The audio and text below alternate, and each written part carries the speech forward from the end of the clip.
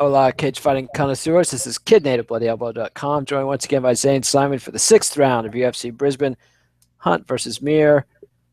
Well, it was a night. It was fighting. Mark Hunt got a walk-away knockout. Frank Mir looked old and flabby. Thoughts? Yeah, I mean, this fight card, I think it was about how I hoped, which was that it was either complete beatings or really weird fights that were just totally all over the place and hard to predict and just strange.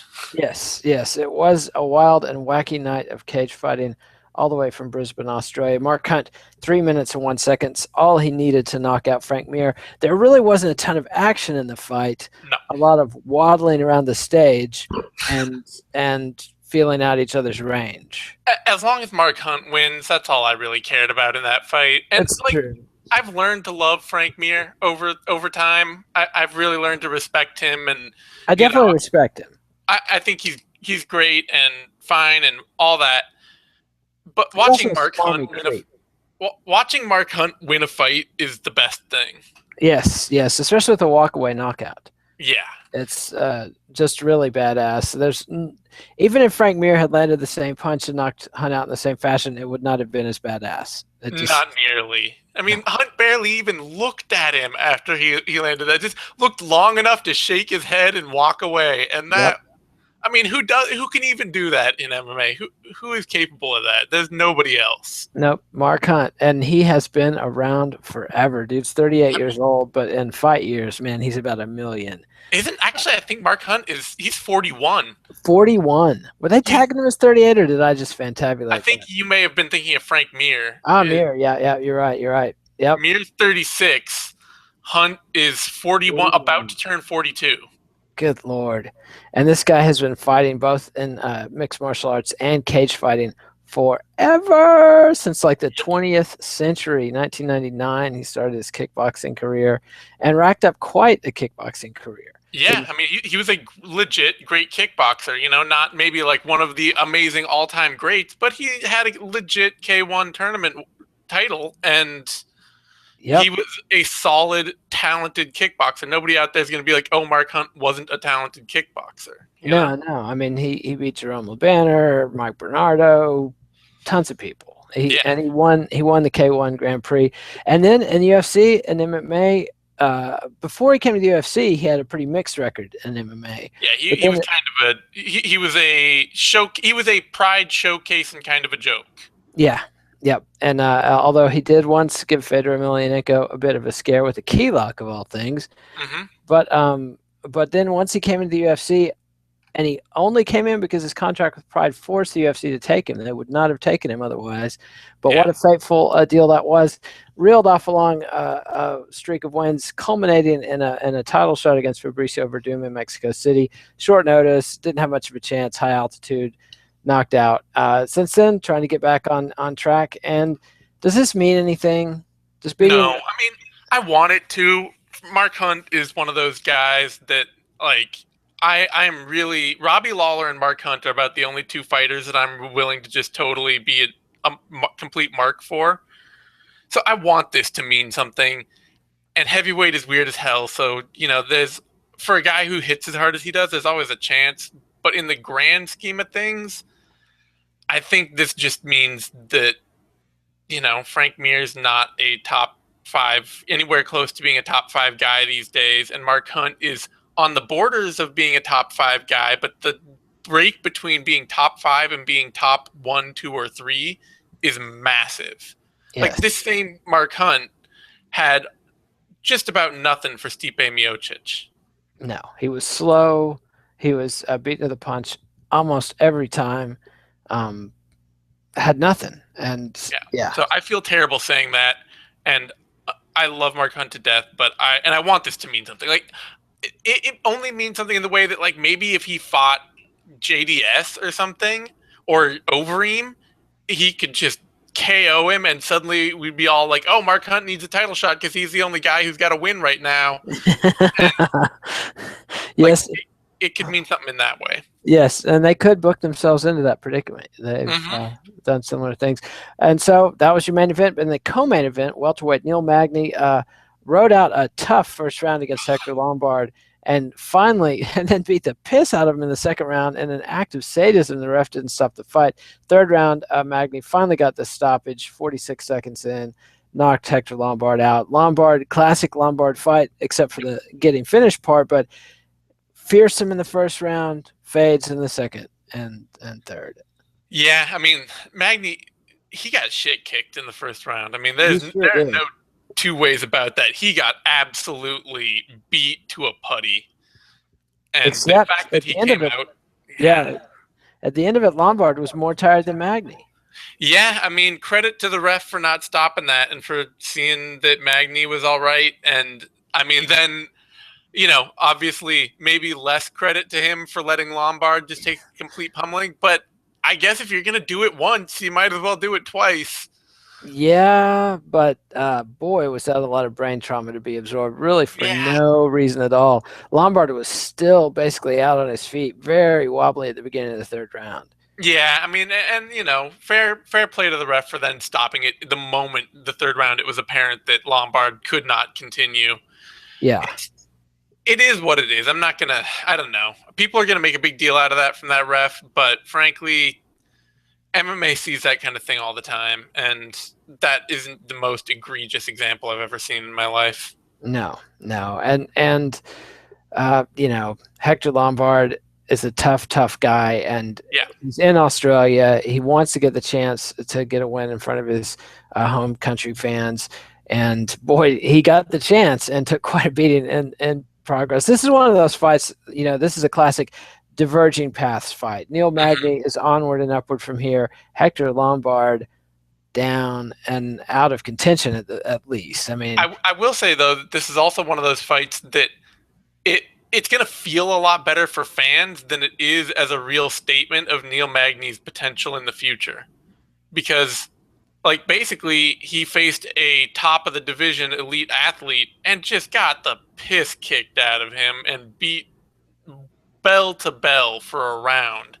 And if it's not Lombard, if it's somebody that doesn't gas, if it's, if it's somebody better than that, does that happen? Does Neil Magny win that fight? but who else in the division has the kind of power Lombard has?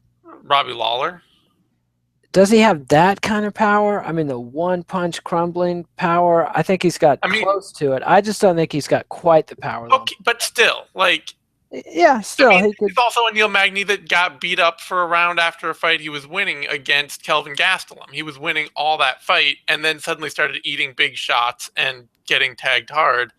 With Lombard, it was just one punch that essentially crumpled him, and then from there, if you're in that condition, anybody could start putting a beating on you. And I give him the credit for surviving that. Yeah, it's a great win for Magny in his career. It's awesome and fantastic, but it doesn't suddenly give me a great deal of faith that when he faces guys who aren't Hector Lombard, he's going to show up and win every time. No, definitely not. But should bump. Magny's currently ranked number 9 on UFC. Should bump him up a couple of slots.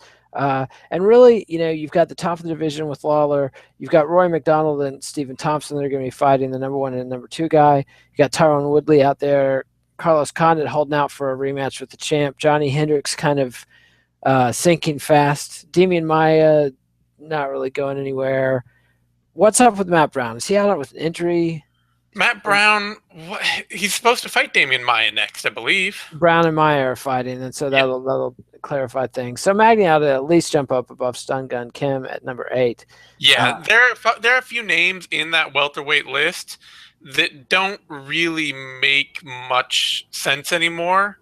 Guys like Stun Gun and Rick Story and, I mean, even to some extent Tarek Safadine, who just seem like they are kind of holding spots where they haven't had a significant win that you really cared about in a long time. And so it's good to see Magny kind of asserting himself as somebody who's at least more relevant to the division than those people are right now. And getting a win over Hector Lombard, especially the first finish of Lombard's career. It's, Lombard's one of these guys, he's a bully. And, with the drug test failure, that gave people even more reason to dislike him. And not that they've ever lacked for it. No. And so, But it is kind of a ding dong, a witch's dead moment to see somebody just put a beating on Hector Lombard. He's been It edged is. before in decisions, but he's never really been beaten down. And you have to wonder if he had to change his drug regimen after getting popped in the This looked so much like a classic Hector Lombard fight that I, yeah this doesn't feel like, oh, now off PEDs we see the gassed Hector Lombard. It's like, no, we've seen this dude before. He's just older, and he's fighting somebody that's better than, you know, that's more athletic than Jake Shields yeah or yeah more Josh dangerous. Berkman and not as shot as Nate Marquardt, and he lost to Yushin Okami and Tim Boach, who, like it's not something like it's not like we haven't seen Lombard being totally capable of gassing out and losing Yeah, before. yeah, definitely not. But how about Frank Mir and his deflated appearance? Do you think the regimen is impacting his Well, stuff in I schedule? will say, as a TRT guy, the TRT guys definitely, I feel like they're suffering more. Like, you look at guys like Mir and Vitor and their bodies, and like they do look drastically different. Because I think the TRT thing, it's more of like a systemic thing. Like, oh no, I'm doing this all the time. No matter what, I'm doing this all the time. This is how I get through my camp. This is how I maintain everything. Whereas with maybe somebody who's doing steroids on the sly, maybe they're doing it here They're and there. Yeah. cycling in and out as I prep for a fight. Yeah, quite possibly, quite possibly. Either way, Mir looked pretty shot out there tonight. I mean, Mark Hunt's a tough opponent, so you don't always get a great look at a guy when he gets blitzed by Mark Hunt that quickly. But let's run through the rest of the card. I guess we'll start from the bottom with the two fight pass cards: Alan Patrick and Damian Brown. Unanimous decision win for Patrick. Any thoughts on that? Brown short notice substitute looked tough in the first round, faded quick. Brown's not very good, and Patrick's an incredible athlete who doesn't really know how to fight. I don't know. I mean, like, Yeah, Patrick made that fight as impossible as on himself as he could have, while still clearly and easily winning. yeah, he really did.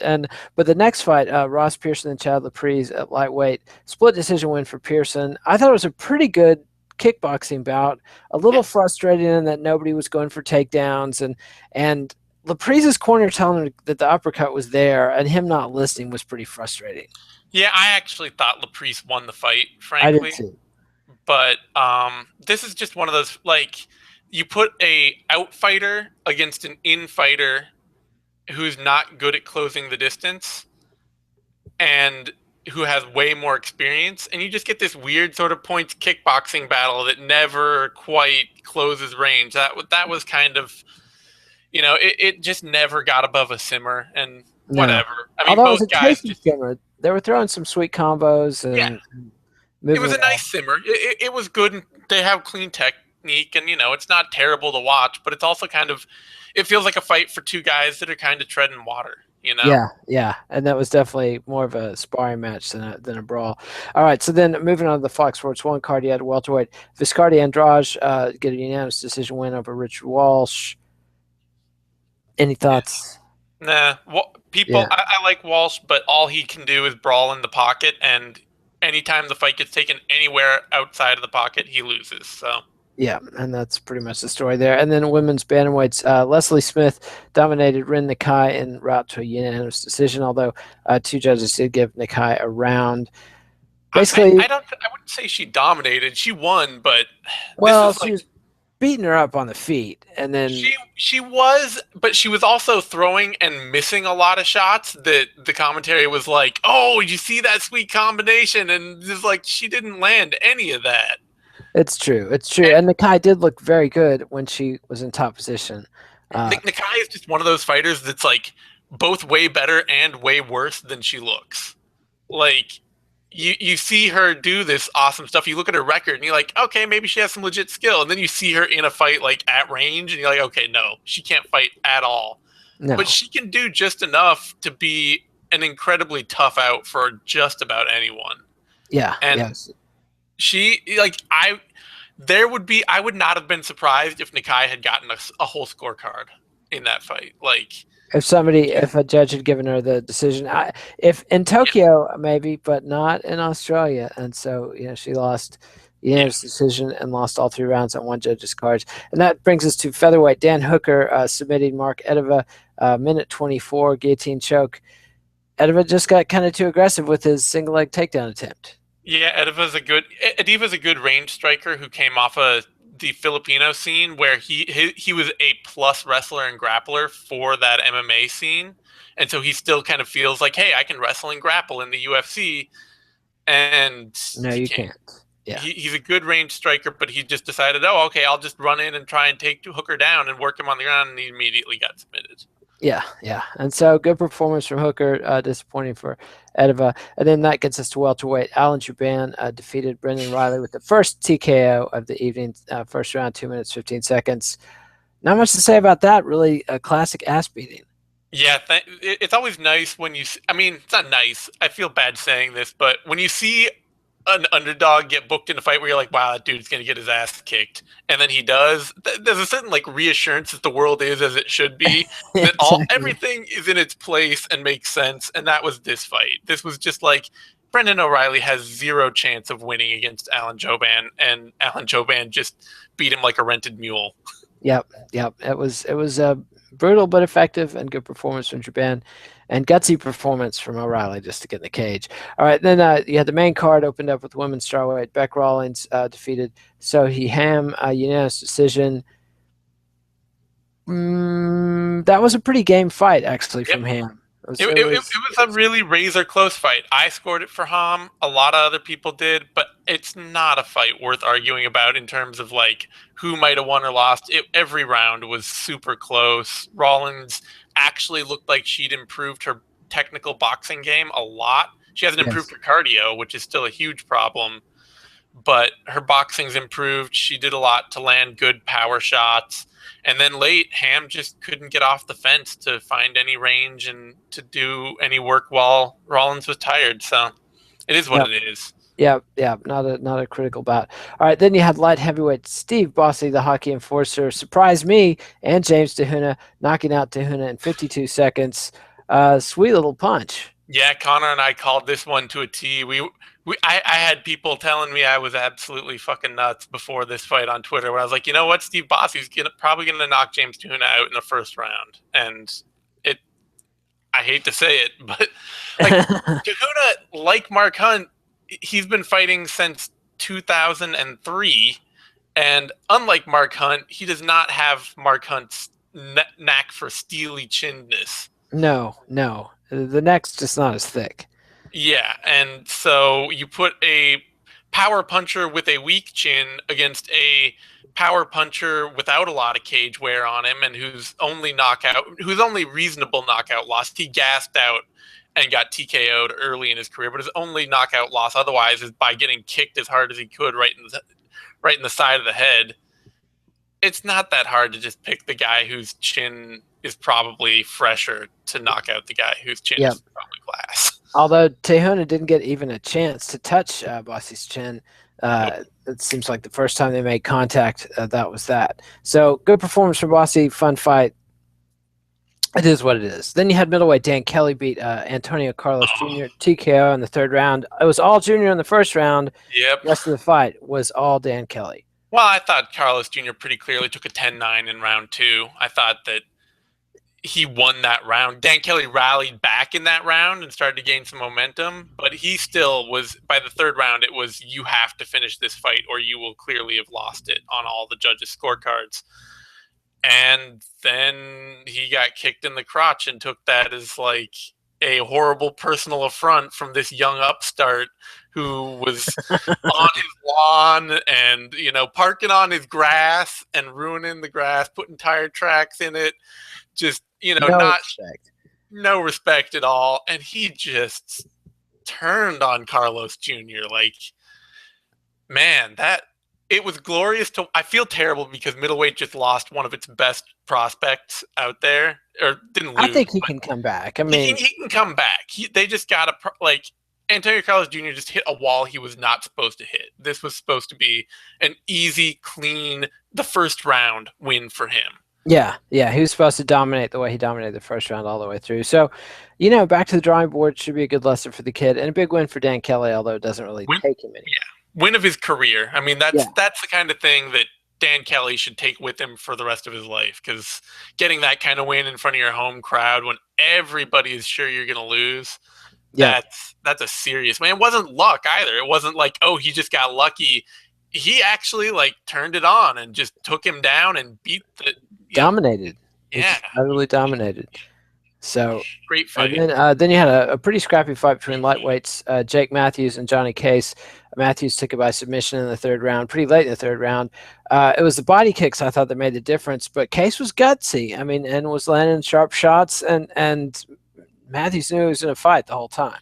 Yeah, Case looked good, but he's just not the same kind of athlete. Doesn't have the same kind of power that Matthews does. And Matthews took a huge skill jump up in this fight. Like, this was far and away a big jump from his last fight. So Yeah, this it was was a good really, performance, and yeah, and it's exciting to see somebody like Matthews and Case, who are both young in their 20s, and onward and upward for those kids. So, to review the co-main and the main, Neil Magny came back from a tough brutal first round, and beat the piss out of Hector Lombard all the way through second round, and then finished him in the third. And Mark Hunt got a walkaway knockout over Frank Mir. Anything else to add about the night's ballyhoo? it's pretty cool that we got back to back to back third round finishes. That was pretty fun. Yes, yes. This card started out slow, picked up momentum with the end of the preliminary card, and then really, other than the opener, which was a fine fight, the Rollins Hahn fight, but the last 5 fights all finishes, including a submission in there. So it was a good night of fights. Nothing great, but not bad. And it moves us forward down the calendar. Next week we'll have, or is it next week? 2 weeks. 2 weeks, 3 At some weeks. point in the future, we got Ben Rothwell. 3 weeks, yeah. It's April 10th. We got Ben Rothwell versus Dos Santos in Zagreb, Croatia. So we'll be there for that. In the meantime, we'll have Knuckle Up and If I Did It and some prospects. And are you going to do, is there some Bellator or Victor, anything you're going to do vivisections for? I don't know. I haven't looked ahead to next week quite yet. I've been not paying attention to it, but whatever. If there's a Bellator or World Series of Fighting card coming up on the next week or two, we'll definitely be covering that too. Awesome. Possum. All right. So give us a thumbs up on YouTube. Subscribe to MMANation.com on YouTube.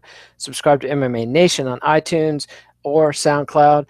Follow us on Twitter at KidNate, at TheZaneSimon. Read us on BloodyElbow.com. Eugene will be back tomorrow with Knuckle Up. And adios, MMA aficionados. Thanks, Zane. We'll see you next time.